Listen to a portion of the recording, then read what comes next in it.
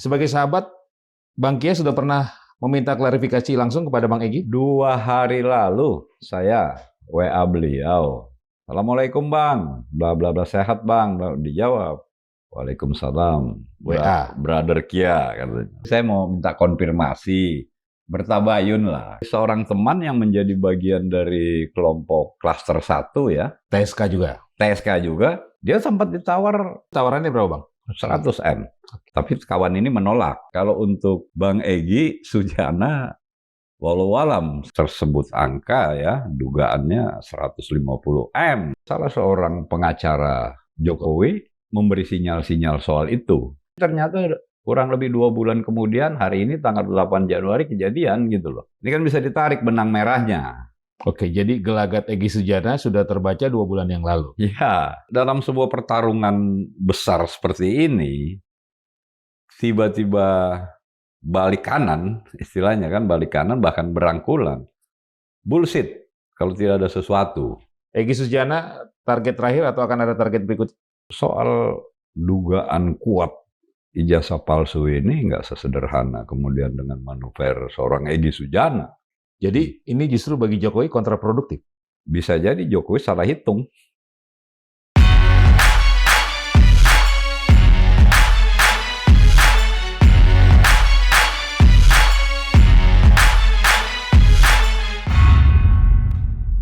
Assalamualaikum warahmatullahi wabarakatuh. Sobat Madilog, nama Egy Sujana masih menjadi sorotan selesai menggelar pertemuan dengan mantan Presiden Joko Widodo di Solo, Jawa Tengah terkait kasus ijazah palsu Jokowi. Bagaimana sosok Egy Sujana di kalangan aktivis, bagaimana sepak terjangnya, dan ada informasi apa pasca pertemuan tersebut? Saya akan berbincang pada episode kali ini dengan seorang aktivis senior ya, yang juga sahabat dari Egy Sujana. Segera saya sapa, aktivis dari Prodem, Standar Kia Latif. Bang Kia, terima kasih. Sama-sama. Sudah hadir. Berapa lama Bang mengenal Egy Sujana? Waduh, lama, dari jauh sebelum reformasi. Dulu aku kan suka hadir di acara forum diskusi petisi 50. Oke. Ya kan, artinya setidaknya mewakili teman-teman aktivis muda waktu itu kan. Kita masih aktivis gerakan mahasiswa. Saya udah kenal dengan Bang Egy. Satu itu. Kedua, Bang Egy ini juga mentor di HMI. Saya 85 HMI LDK di Cilosari, itu salah satu yang ngisi materi, yang sosok yang keras. Itu Egy Sujana. Jadi emang udah kenal beliau tuh dari tahun 80-an. Oke. Nah, jadi kiprah dalam proses perjalanan sebagai aktivis lah ya. Gitu. Ya beliau lebih senior lah tentunya dari saya. Sudah puluhan tahun mengenal Egy Sujana ya? Ya. Bagaimana sosok Egy Sujana di mata Bang Kia? Ya, artinya secara pribadi saya ini kagum karena soal konsistensinya. Satu ya, yang paling penting itu konsistensi sebagai sosok yang kritis, ya kan, tegas dan punya kapasitas intelektual, ya kan. Apalagi kalau bicara soal hukum. Soal hukum, kita bicara soal keadilan dan sebagainya. Terus kemudian juga Egy Sujana ini kan dikenal figur yang sangat religius, ya kan, secara keimanannya, dan itu juga banyak orang kagum lah, termasuk saya juga mengagumi soal itu, istiqomah gitu kan. Nah, bahwa kemudian dalam perjalanannya tentu apalagi beliau dengan kapasitas keilmuannya khususnya di bidang hukum, ya tentu punya jalan masing-masing gitu loh, ya kan, walaupun kita berada di tempat yang berbeda, tapi secara umum dalam dunia gerakan aktivis pro-demokrasi kita malah nyambung bersama. Bahkan di tahun 90-an ketika saya menjadi sekjen pertama Aldera, Aliansi Demokrasi Rakyat, Bang Egy ini menjadi bagian dari Aldera. Gitu. Ketika mengetahui Egy Sujana bertemu dengan Jokowi di Solo, Ya, di tengah hangatnya ya, kasus ijazah palsu Jokowi ini, Iya. apa yang Abang rasakan? Maksudnya, oh bener nggak nih? Iya. Atau gimana menurut Iya. Bang Kia? Ya kaget saya, minggu lalu tuh saya ingat ya kan, minggu lalu. Karena saya lagi ada acara di satu tempat, seharian saya nggak monitor berita, tiba-tiba malam saya dapat baca, diberitahu teman, ya kan, waduh, ini bener nggak nih? Ini ngaco nih, gila nih, dan sebagainya lah begitu loh, ya kan. Apalagi isu yang beredarnya itu kan soal damai, artinya ada perdamaian lah ya dengan Jokowi gitu. Nah, terus kemudian lagi berkembang soal kebenarannya kan masih diuji ya, walaupun kemudian belakangan ada bantahan.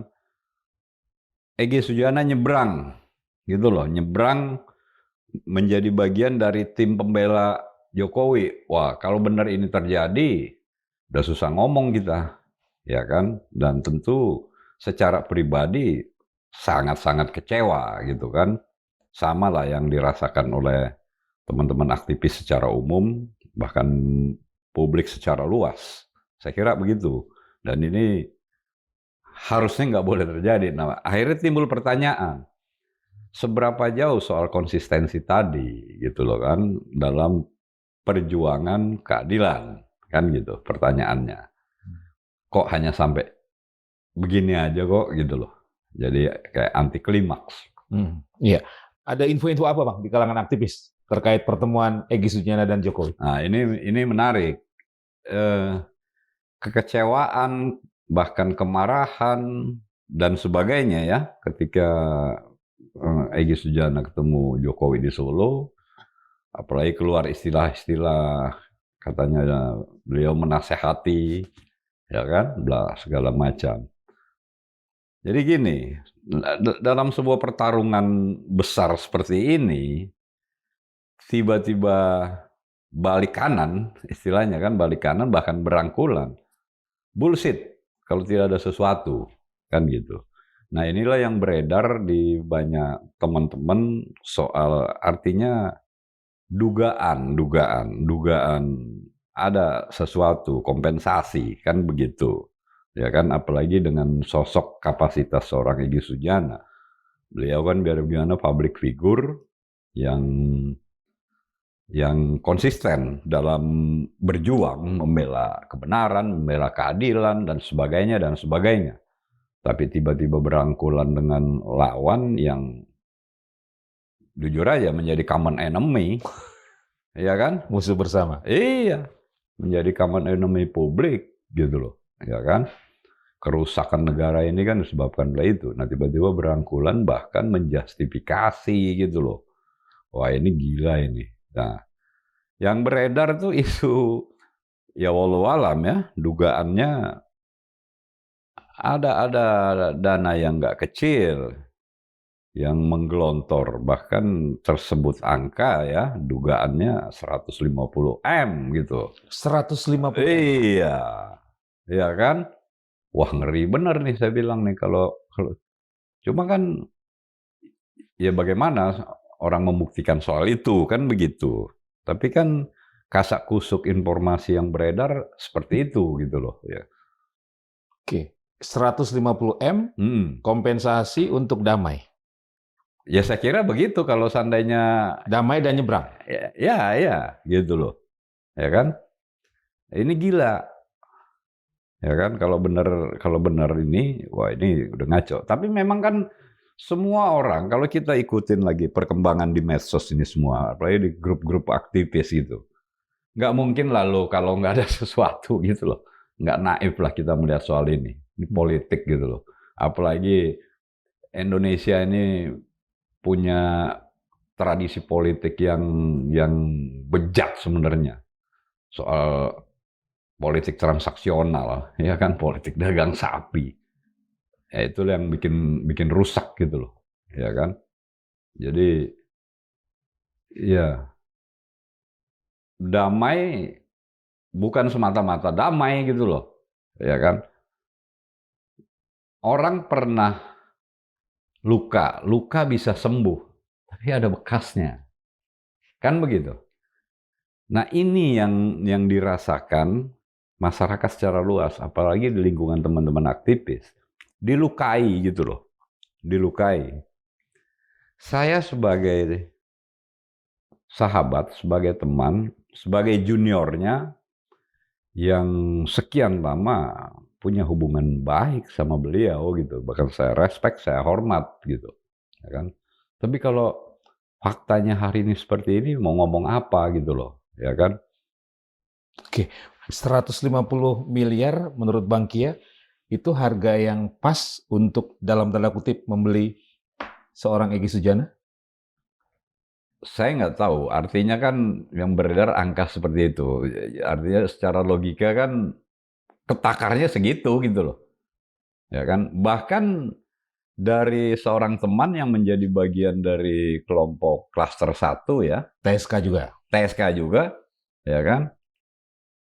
Itu ada kompensasi tawaran, ya kan? Tapi kawan ini menolak, ya, kawan ini. Nah, kalau untuk Bang Egy Sujana, walau alam sekali lagi, ya kan? Bukan hanya sebatas di situ di 150 gitu. Tapi ada kompensasi-kompensasi lain. Oke. Gitu. Oke, kalau yang kawan abang tadi, itu tawarannya berapa bang? Dia sempat ditawar 100. 100 miliar? Ditawarin, dipersuasi. 100 M. Oke. Nah, makanya saya bilang, kalau lu aja ditawar 100 M, lu tolak, jijik, ya kan? Ya tentu seorang Egy Sujana kan nilainya lebih, gitu. Karena yang 100 M ini lebih junior. Ya, dari ya. Egy Sujana. Ya, gitu. Nah ini yang menjadi kontroversi, kekecewaan, kemarahan dan sebagainya, gitu loh. Artinya semangat kolektif di dunia pergerakan aktivis, khususnya bagaimana kita menentang kejahatan-kejahatan yang sistemik yang dilakukan oleh rezim lama, termasuk soal dugaan ijazah palsu, ternyata dirusak seperti ini, begitu loh. Ini sadis gitu, kasihan mengorbankan rekan-rekan yang lain.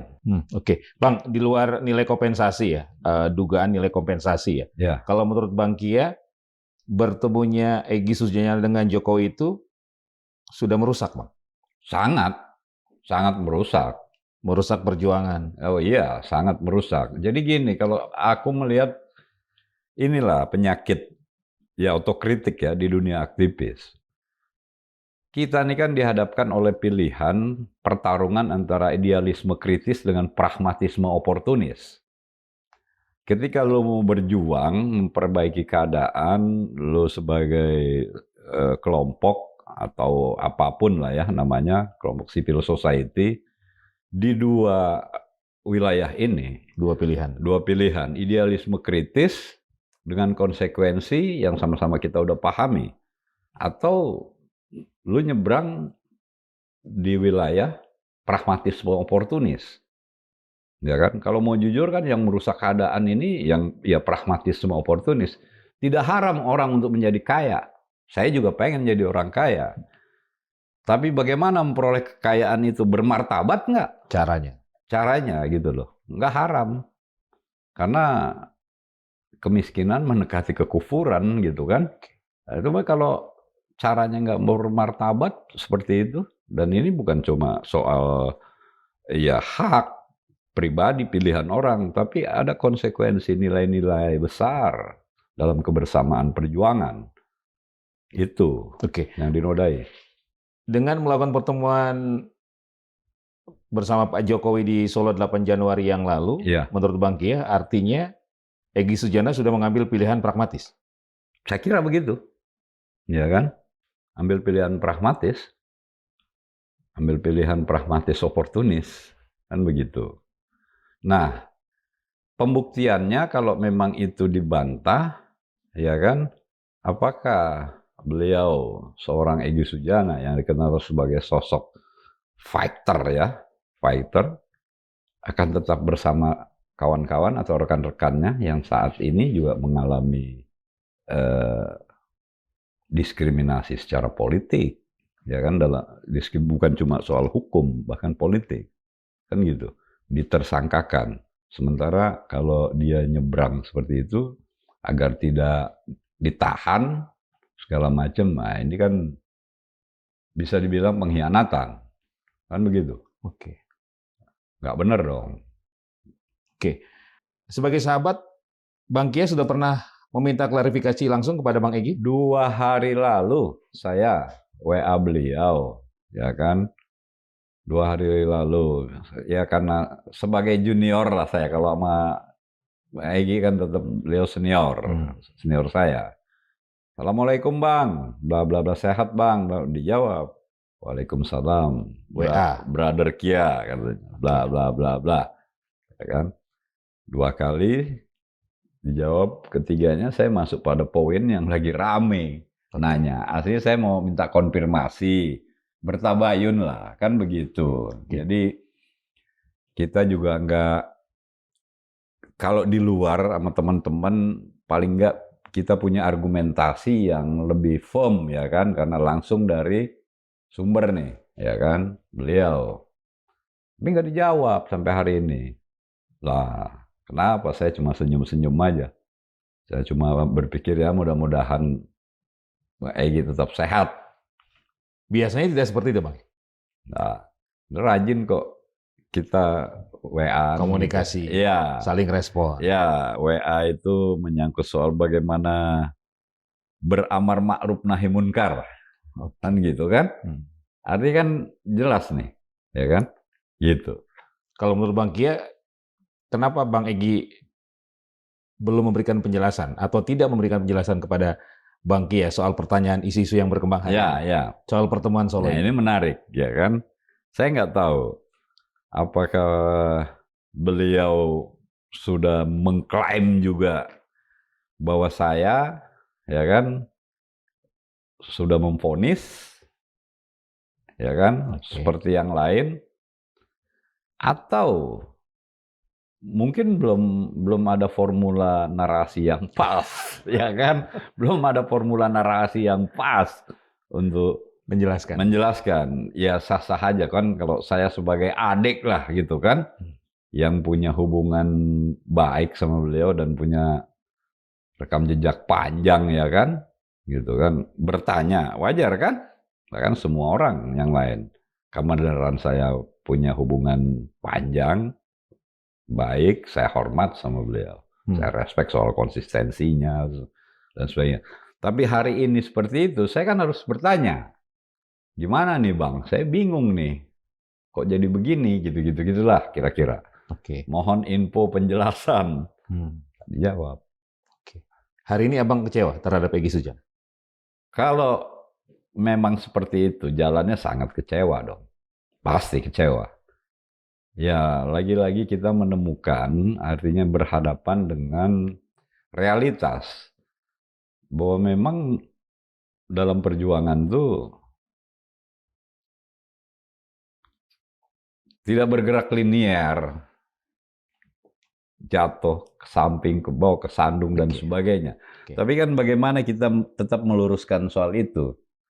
Nah ini terjadi, kan gitu. Ini terjadi. Ya, oke. Bang, di luar benar tidaknya kompensasi ya? Ya. Kan Bang Egy juga kan bukan aktivis yang kekurangan kan? Betul. Saya kira begitu. Bahkan termasuk berlebih ya Bang? Ya, beliau sebagai lawyer yang berkibar, teman-teman juga secara umum paham, tahu lah. Artinya sangat cukup mapan lah. Kan begitu. Ini semata faktor ekonomi atau ada faktor lain? Kalau faktor ekonomi, kalau bicara kurang, koruptor selalu kurang, ya kan? Konglomerat selalu kurang, oligarki selalu kurang, ya kan? Manusia itu sifatnya, ya kan?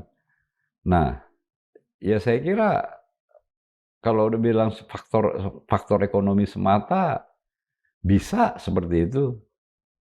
Tapi mungkin juga bisa aja ada faktor lain gitu kan. Misalnya? Kalau bicara kurang selalu kurang gitu. Ya lagi-lagi wallahu alam mungkin ada tujuan-tujuan politik tertentu, tujuan-tujuan politik tertentu yang tidak terakomodir dalam sistem kekuasaan hari ini, ya kan? Karena kan pasca rezim Jokowi selesai, terus kemudian era Presiden Prabowo, itu kan banyak ekspektasi yang muncul dari banyak kalangan, termasuk di dunia aktivis gitu kan. Tapi ini kan analisa, ya kan? Jadi faktornya bisa soal ekonomi, bisa juga non-ekonomi.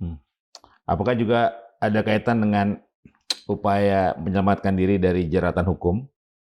Atau juga terkait dengan kondisi kesehatan misalnya, Bang? Bisa juga, bisa juga.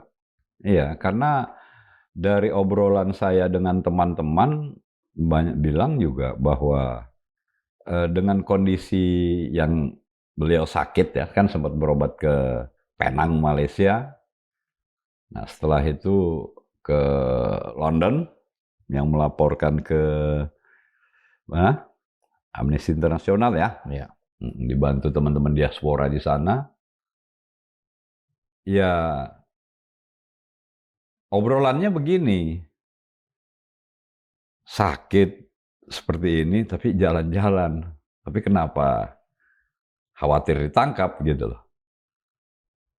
Nah, tapi sebagai manusia saya kira kekhawatiran-kekhawatiran itu juga muncul gitu loh. Jadi ada kalau teman-teman di aktivis yang senior, gue mau soft landing istilahnya gitu loh. Soft landing sambil menikmati. Ya kan? Nah, walau alam sekali lagi.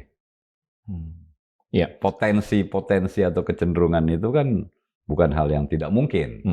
Kan begitu? Iya. Kalau melihat rekam jejak Egy Sujana selama ini sebagai aktivis, bagaimana pandangan secara teman-teman aktivis setelah melihat pertemuan di Solo 8 Januari antara Egy Sujana dan Jokowi? Ya, secara diametral, saya melihat satu sisi ada permakluman tanda petik ya, permakluman tanda petik. Kalau saya pribadi, pilihan adalah hak. Silakan, ya kan. Tapi di mana kita harus memilih? Apa yang harus kita pilih? Apakah pilihan itu memang harus mengorbankan, menodai nilai-nilai perjuangan yang lebih besar, ya kan? Nah, kalau bicara rekam jejak soal itu, ya kan? Sejauh ini kan seorang Egy Sujana, ya itu tadi orang yang konsisten, dia tetap di dalam posisi idealisme kritis, ya kan? Tapi ketika hari ini bertemu dengan Jokowi di Solo, apalagi kalau nanti ke depannya kita lihat posisinya di mana, ya berarti udah masuk ke wilayah pragmatisme oportunis, itu yang sangat berbahaya bagi perjuangan gitu loh. Makanya keadaan ini nggak pernah jadi benar. Kalau aktivis juga pembenarannya seperti itu, ya kan? Oke, kalau perkembangan terbaru kan alasan Egy Sujana adalah untuk menasehati. Ya, nah, itu klasik lah, model-model begitu, udahlah. Itu saya kira itu soal retorika yang dibangun aja.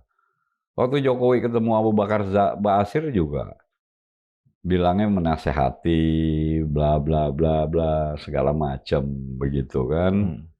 Nah, ya yang begitu-begitu ya bagus-bagus saja, ya kan. Tapi pertanyaannya apa sesederhana itu gitu loh kalau Bang Egy ketemu Jokowi menasehati bahwa Jokowi ini sesungguhnya orang yang cerdas, berani, militan. Ini gila ini. Ya kan? Kecerdasan apa? Gitu loh, ya kan? terus ya militansinya soal apa gitu loh, ya kan? Jadi apa ya, logika yang tidak bisa keterima, istilahnya di nalar publik gitu, soal-soal itu. Nah, makanya saya bilang, ini kan soal retorika bagaimana menjustifikasi soal itu. Ya nggak begitu dong, kok sesederhana itu. Oke. Manuver Egy Sujana apakah akan mempengaruhi perjuangan aktivis lainnya dalam konteks kasus ijazah palsu ini? Atau mempengaruhi perlawanan teman-teman aktivis yang selama ini berseberangan dengan geng Solo? Saya kira enggak, gitu kan? Bahwa kekecewaan itu ada dengan fenomena persoalan Egy Sujana ketemu di Solo, tapi hakul yakin saya tidak akan melemahkan perjuangan teman-teman secara umum dalam melawan kejahatan-kejahatan yang masih berjalan, bergerak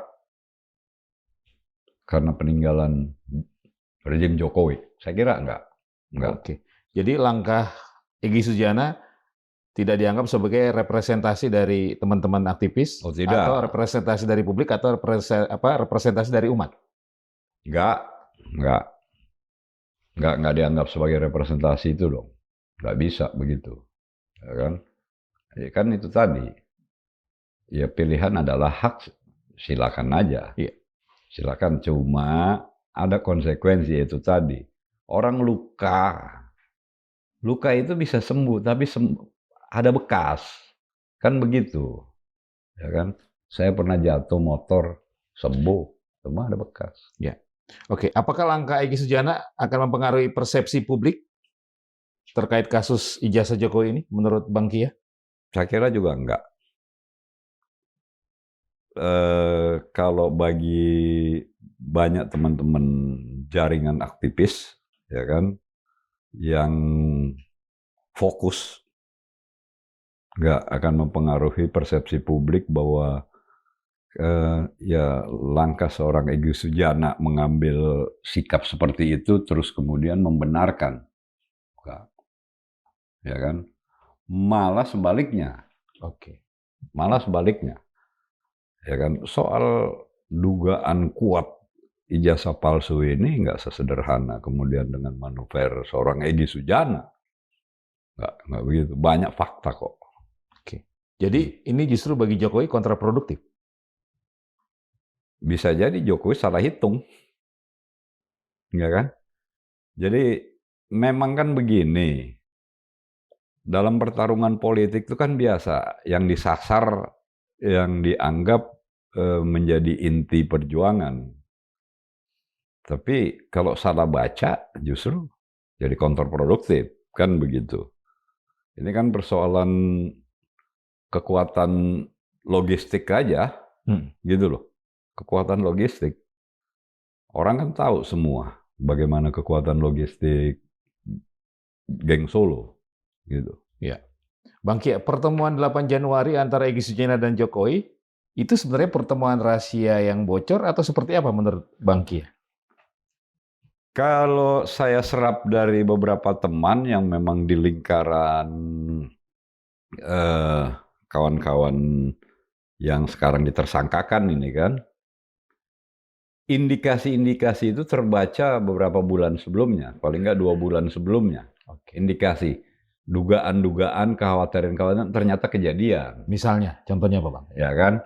Jadi ada seorang teman yang ada di dalam, ya kan, di lingkaran klaster yang sudah ditersangkakan, justru bercerita, ya kan, yang tadi saya bilang juga ditawar. 100 miliar tadi. 100 miliar, ya kan. Bahkan informasinya dari kawan tersebut, salah seorang pengacara Jokowi memberi sinyal-sinyal soal itu, kan begitu, ya kan? Nah, cuma kan kawan itu belum bisa mengambil kesimpulan, tapi ternyata kurang lebih 2 bulan kemudian, hari ini tanggal 8 Januari kejadian gitu loh, ya kan? Nah, ini kan bisa ditarik benang merahnya, kan begitu. Oke, jadi gelagat Egy Sujana sudah terbaca 2 bulan yang lalu Iya, oleh teman-teman iya, aktivis yang iya, iya, sedang iya, concern terhadap kasus ijazah iya, Jokowi ini. ya. Apalagi teman-teman itu kan merasa ditinggalin, artinya tidak diurus lah, ya kan? Oleh Egy Sujana. Ya, gitu. Tapi kalau teman-teman ini tetap bergerak, maju, walaupun mereka sekarang ditersangkakan, kan begitu, ya kan? Nah, secara moral, secara dukungan bagi teman-teman ini justru menguat di luar, khususnya di kalangan teman-teman aktivis. Gitu. Jadi memang Egy Sujana sudah lama tidak hadir ya bersama teman-teman ini. Kayaknya seperti itu yang saya lihat. Artinya mungkin interaksinya sudah nggak kental, segala macam. Nah, di ujungnya ada kejadian seperti ini, gitu loh. Oke. Sehingga pertemuan 8 Januari Solo itu sekaligus pembuktian juga bagi kawan-kawan. Ya. Atas dugaan-dugaan sebelumnya, indikasi-indikasi sebelumnya. Itu yang saya lihat, gitu. Ya. Oke. Kasus ijazah Jokowi ini dengan pertemuan 8 Januari yang lalu, arahnya menurut Bang Kia akan kemana? Jadi gini memang,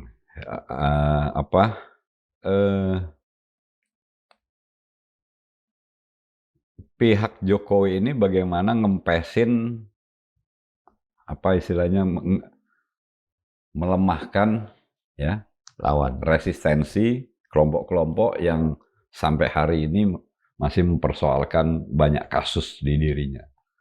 Salah satu pintu masuk yang sangat kentara selain banyak sebenarnya kan kasusnya itu kan, ya adalah soal ijazah palsu. Apalagi ada fakta yang bupati, Ya, wakil bupati. masuk kasus ijazah palsu. Begitu gampangnya, Dibuktikan. Ya kan? Dibuktikan, kok ini sulit benar, kan begitu. Ini kan bahkan putusan KIP baru kemarin, ya kan? Ijazah Jokowi itu informasi terbuka buat publik, ya kan? Dengan alasan bla bla bla bla bla bla bla, itu jelas kan begitu. Nah, harusnya kalau ya khususnya kembali kepada seorang Egy Sujana kan melihat soal-soal itu gitu loh, ya kan. Tapi ya mau bagaimana kalau itu adalah pilihannya, soal haknya beliau. Ya, Bang Kia, Pak Jokowi kan menegaskan bahwa ya sudah nanti dibuktikan saja di pengadilan, begitu kan? Selalu dia ngomong begitu. Tapi upaya-upaya lain terus dilakukan, termasuk itu ya. Ya. Tawaran-tawaran yang nilainya fantastis. Ada operasi senyap. Operasi senyap. Nah, Bang Kia melihat ada apa dengan Solo ini? Ini kan kaitannya bagaimana kelompok politik Solo ini memuluskan jalan ke 2029. Kalau target yang paling katakanlah dengan hitungan periode kepemimpinan formal ya, 2029 bagaimana memuluskan ini sehingga semua elemen kritis yang dianggap bisa mengganggu memuluskan jalan itu ya harus diselesaikan, kan begitu. Nah, salah satu cara soal-soal ini, karena ini menjadi pintu masuk kalau kita bicara soal tuntutan pidana kan, pidana untuk Jokowi. Walaupun banyak pintu masuk yang lain, cuma yang memang sudah sangat kencang prosesnya kan soal ini. Soal dugaan kuat ijazah palsu ini, kan gitu. Itu arahnya ke sana, saya lihat. Nah, terus kemudian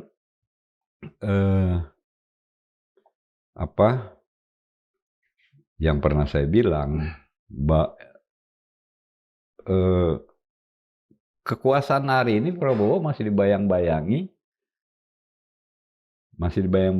oleh perilaku politik masa lalu. Prabowo sadar soal itu, ya kan, karena beliau punya otoritas hari ini, tapi juga nggak semudah apa yang diharapkan publik gitu kan. Nah, pertanyaannya mau sampai kapan? Kan gitu. Dan ini juga bisa merugikan eh, agenda politik dari presiden kan? Kalau kita mau bicara pertarungan di 2029 gitu loh. Kan itu, udah banyak fakta soal ini.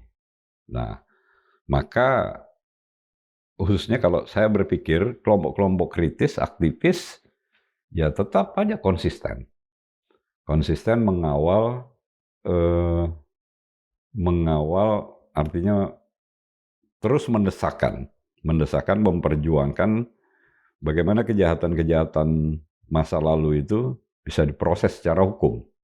Karena ini kan jadi presiden sejarah yang buruk gitu. Nah, kalau Prabowo mau terlepas dari label bayang-bayang itu, bahkan tudingan konspirasi soal itu, ya emang harus dibuktikan. Nggak bisa cuma dengan retorika, dengan pernyataan-pernyataan. Kalau beliau itu kan kalau di acara-acara luar biasa tuh kalau ngomong, artinya memang bagus ya. Tinggal bagaimana pembuktiannya soal itu. Oke. Kan ke sana. Iya, upaya pengebosan terhadap kelompok-kelompok yang kritis terhadap keluarga Solo ini akan terus berlangsung sampai jelang 2029 menurut Bang Kia. Kan sama kayak kita dulu setelah rezim Orde Baru tumbang era 98, pasca 98, kan perjuangan untuk mempersoalkan kejahatan-kejahatan KKN, bahkan sampai hari ini kalau mau jujur kan, soal-soal itu. Nah, saya kira seperti itu. Dan ini menjadi pembelajaran penting bagi generasi berikutnya. Indonesia, kalau dibilang sempat ramai kita tempo hari dibilang Indonesia gelap. Yang bikin gelap siapa? Ya kan, Indonesia gelap ini satu dekade kepemimpinan kemarin. Itu bikin Indonesia gelap gitu loh. Jokowi? Iya, itu Indonesia gelap. Hancur semua. Kalau kita dibilang dulu di zaman 80-an, 90-an, krisis multidimensional. Ini dia nih. Kan begitu. Sampai hari ini.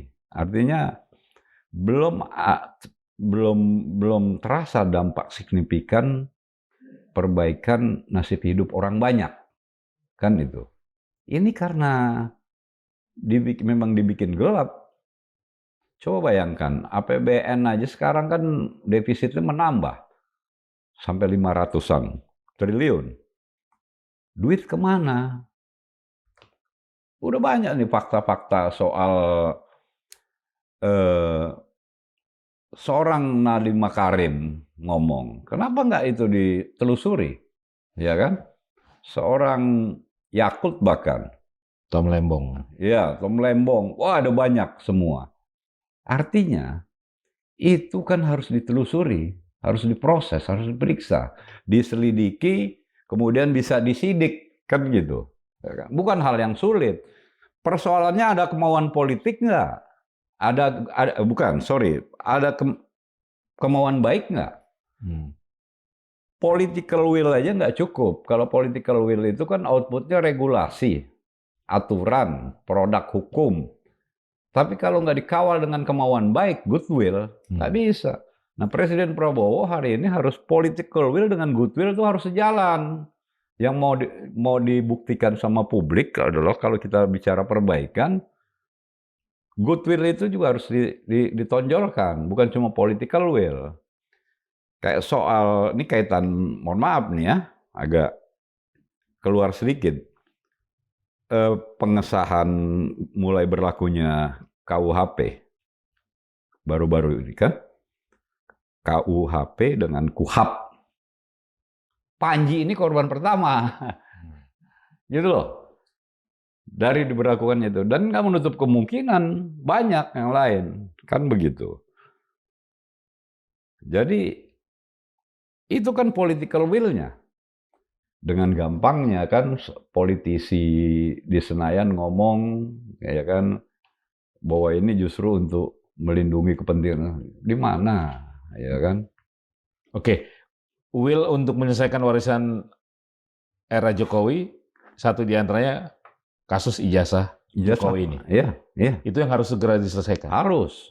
Mengapa berlarut-larut menurut Bang Kia? Mengapa bro? Itu pertanyaan menarik, bagus saya kira. Jadi apa ya?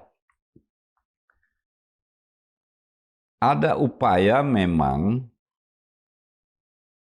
kelompok-kelompok kritis yang mempersoalkan soal ini dibikin lelah.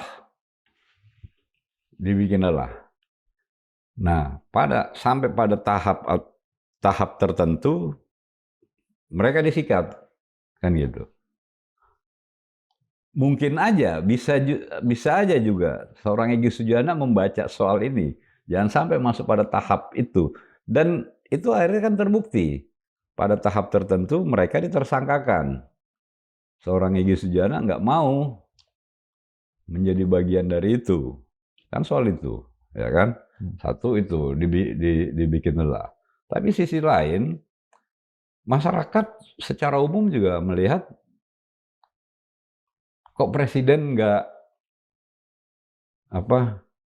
menyikapi secara tegas, kan begitu. Ini bukan soal presiden ditarik untuk mengintervensi proses hukum, tapi ingat, kan ada impact politik yang juga merugikan presiden dalam soal ini gitu loh, ya kan?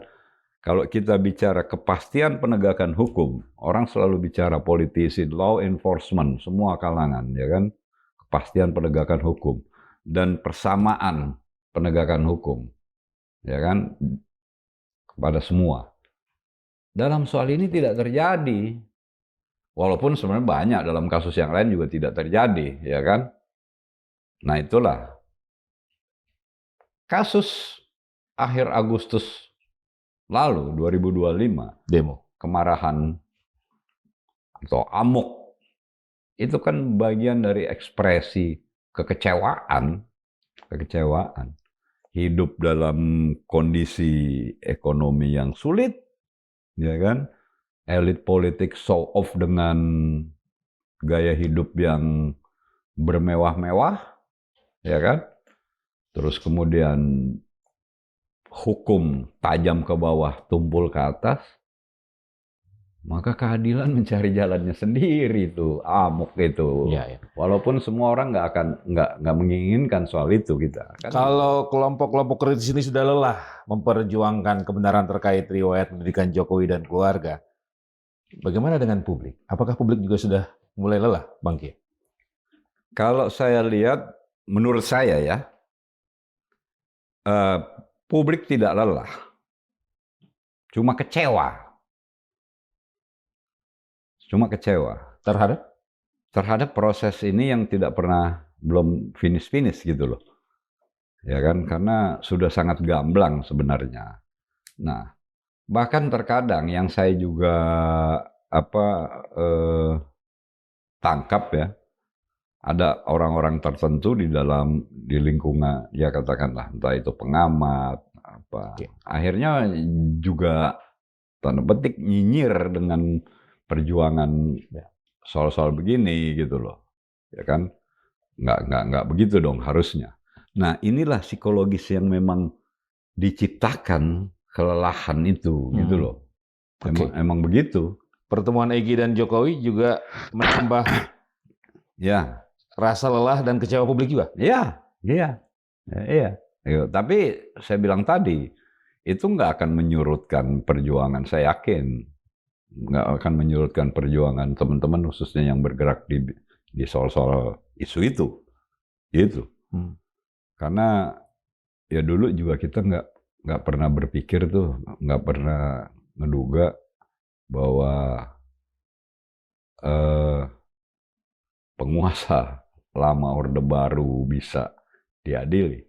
Bahwa kemudian proses pengadilannya sampai pada yang sama-sama kita pahami, kan begitu, itu soal lain gitu loh. Ya kan? Nah, jangan sampai ini juga bahkan nggak tersentuh sama sekali, seperti ada impunitas. Jadi, soal bagaimana membangun Indonesia ke depan, impunitas ini harus disingkirkan. Impunitas ini juga bagian dari kejahatan politik yang dilakukan oleh kekuasaan, ya kan? Itu sangat merusak. Ya, bicara penggembosan ya Bang Kia terhadap kelompok-kelompok kritis. Egy Sujana, target terakhir atau akan ada target berikut? Kalau sejauh ini memang sampai di situ, ya kan? Sampai di Egy Sujana. Tapi dalam politik kan terkadang yang unpredictable yang muncul. Ini kan penyikapannya nggak melulu soal hukum semata, tapi politis, ya kan? Nah, pada akhirnya kita makin dibukakan mata bahwa memang Jokowi masih bermain dan luar biasa pengaruhnya, gitu loh. Presiden seolah dibikin tidak berdaya, kan gitu. Nah, kalau mau menghilangkan tudingan-tudingan seperti ini, kekecewaan publik secara umum soal ini, soal presiden, ya harus ditunjukkan, buktikan. Nggak apa-apa. Ini harus diselesaikan kalau presiden mengultimatum, ngasih malu. Ya. Dan itu kan dasar hukumnya jelas semua kok. Enggak, bukan pelanggaran. Gitu loh. Apa yang salah? Ini akan fokus ke ijazah Jokowi atau ke Gibran juga? Pasca pertemuan 8 Januari kemarin. Saya kira paketannya itu. Karena kan itu udah mulai terkuak. Ya kan? Udah mulai terkuak. Itu paketannya soal itu. Makanya seorang Panji kemarin kan ke sana. Ya kan? Ya. Ini kalau nggak buru-buru Panji diproses, lebar nih. Kan begitu. Panji kan gitu. Ya sebenarnya kan akhirnya kan kalau kita lihat ini kan tudingan-tudingan, narasi-narasi yang dibangun untuk mendiskreditkan, ya kan, potensi-potensi kritis yang bisa melebar, ya kan, itu yang dikhawatirkan, itu yang ditakutkan gitu. Oke. Jadi ada upaya untuk melokalisir. Iya, agar tidak melebar ke iya, lebih besar lagi. Iya. Untuk kasus anaknya. Oh betul. Jadi gini, ini menarik dari obrolan banyak kelompok teman-teman. Kalau putusan MK bisa dinafikan dengan Perpol, ya kan, peraturan Polri terkait soal larangan penempatan gitu. Pertanyaannya kenapa putusan MK nomor 90 tidak bisa? Sama-sama putusan MK kan? Itu logika hukum. Bahwa kemudian dilihat soal isunya berbeda itu soal lain. Kenapa tidak bisa? Sama kan? Gitu. Dan banyak lagi. Itu logika. Nah, jangan sampai presiden terperangkap dalam suasana seperti ini. Karena logika publik sudah seperti itu. Khususnya di kalangan aktivis. Putusan MK sama-sama. Kan gitu. Tapi perlakuannya berbeda. Nah, itu. Bang Kia, kasus ijazah Jokowi dan keluarga ini akan selesai sebelum 2029? Ya kalau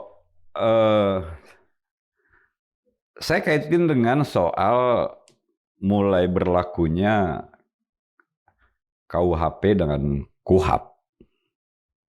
Sebenarnya ini menjadi instrumen, menjadi bagian dari instrumen untuk meredam soal-soal ini. Ya kan? Di KUHAP-nya ada salah satu pasal 124 kalau nggak salah. Bisa dicek semua. Ya kan? Orang ini jadi nafasnya itu kayak pasal Hatsai Artikelen. Ya kan? 110 sampai 170 loh. Yang lama. Lentur karet. ya kan? Jadi bisa menangkap orang seenak dewek, gitu loh. Nah, dengan diberlakukannya soal itu, ya kan, itu bagian dari instrumen untuk meredam, merepresi potensi-potensi ini. Ke sana, kita lihat aja. Nah, itulah seorang Panji itu belum apa-apa. Selesai tidak sebelum 2009, Bang Kia? Kalau saya lihat enggak. Kecuali ada sikap yang ekstra dari presiden. Gitu loh, presiden. Harusnya bersikap seperti apa menurut Bang Kia, Prabowo? Harus mengoreksi secara total instrumen aparat penegak hukum. Ya kan? Karena di situ. Kan? Hukum itu kan bisa diatur-atur. Harusnya kan kita hormat, kita jaga, kita patuhi rule of law. Aturan hukum. Tapi faktanya adalah hukum yang diatur. Diatur disitulah ada transaksi, ya kan, ada angka, dan sebagainya, dan sebagainya. Nah, hari ini publik masih merasakan soal itu, gitu loh. Jadi, Ya kan? rezim hukum sekarang masih rezimnya Jokowi menurut Bang Kia? Oh iya, sangat berbahaya. Nah, inilah yang akan merugikan Presiden Prabowo. Ya Berarti kan? Ya, publik tidak bisa berharap banyak terkait proses hukum kasus ijazah Jokowi ini. enggak, kalau masih seperti ini perangkat instrumen hukumnya. Apakah mungkin itu yang menjadi pertimbangan Egy Sujana? Beliau sebagai seorang ahli hukum, saya kira memahami soal itu. Ya kan? Jadi dia sangat dalam dipelajari, ya kan? Kayak gitu kan argumen hukum juga bagus. Ya kan? Bisa membaca dan memahami Ya, situasi hukum hari ini. Ya, gitu. Ya, oke.